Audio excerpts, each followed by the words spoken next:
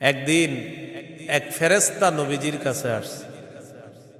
নবীজি সাল্লাল্লাহু আলাইহি সাল্লাম বলেন, তানি আতিম মির রাব্বি ফাখায়্যারানি বাইনা আন ইউদখিলা নিসফা উম্মতি আল জান্নাহ ওয়া বাইনা আশ-শাফাআহ। নবী বলেন, একজন ফেরেশতা আমার কাছে আসছে, আসার পর আমাকে দুটি বিষয়ের স্বাধীনতা দিয়েছে, যে কোনো একটা গ্রহণ করার জন্য। ফেরেশতা আমাকে বলল, হাবিব, আপনি যদি চান আপনার অর্ধেক উম্মত আপনি জান্নাতে নিতে পারবেন, আর যদি চান আপনি সুপারিশ করতে পারবেন, তবে দুটি গ্রহণ করা আপনার জন্য। এই সুযোগ আপনি পাবেন না, যে কোনো একটি গ্রহণ করতে হবে। হয়তো অর্ধেক উম্মত জান্নাতে নিবেন, না হয় আপনি সুপারিশ গ্রহণ করবেন।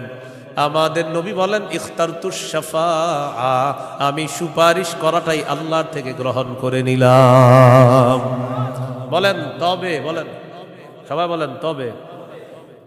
এই সুপারিশ শুধু তারাই পাবে যারা শিরিক করবে না। নবীজি বলেন, ওয়াহিয়া লিমান লা ইউশরিকু বিল্লাহি শাইআ, আমার সুপারিশ শুধু তারাই পাবে যারা আল্লাহর সাথে শিরিক করবে না, তারাই শুধু আমার সুপারিশ পাবে, অন্যরা কিন্তু আমার সুপারিশ পাবে না।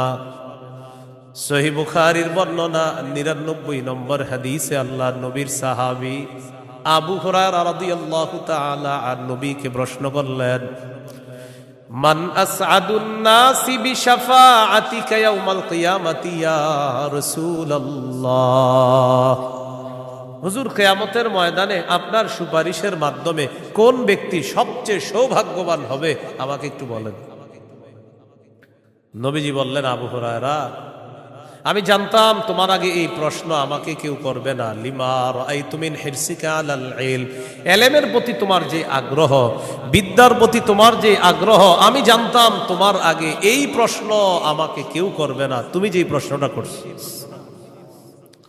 তো যেহেতু তুমি প্রশ্নটা করেই ফেলছো, উত্তরটা নাও।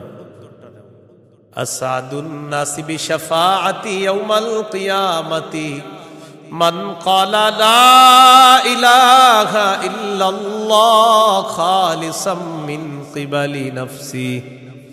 কোন ব্যক্তি যদি দিল থেকে বলে লা ইলাহা ইল্লাল্লাহ, আর এই বিশ্বাস নিয়ে যদি মারা যায়, কিয়ামতের ময়দানে আমার সুপারিশের মাধ্যমে এই ব্যক্তি সবচাইতে সৌভাগ্যবান বান্দা হয়ে যাবে। কি শিখলাম বলেন? লা ইলাহা ইল্লাল্লাহ।